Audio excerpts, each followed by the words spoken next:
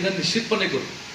पण कुठेतरी या ठिकाणी मी नेहमी म्हणतोय की मला आठवतं काही महिन्यांपूर्वी काही वर्षांपूर्वी देशामध्ये पुरोगामी आणि कम्युनिस्टवादी विचाराच्या पक्षांनी एक चळवळ उभी केली होती, ईव्हीएम हटाव देश बचाव.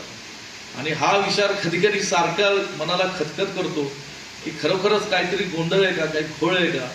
कारण जी माणसं या ठिकाणी आज म्हणजे काही महाराष्ट्रातले असे धक्कादायक निकाल लागलेले, जिथं लोकसभेमध्ये प्रचंड मताधिक्य त्या विधानसभेमध्ये महाविकास आघाडीला होतं, जिथं त्या नेत्यांचं प्रचंड मोठं काम त्या विधानसभेत चांगलं आहे, त्यांची कार्यकर्त्यांची खळी आहे किंवा संस्थात्मक खळी आहे, आणि अशा ठिकाणी सुद्धा जर दुर्दैवाने काही पराभवाला सामोरं जावं लागत असेल तर कुठंतरी काहीतरी गडबड आहे.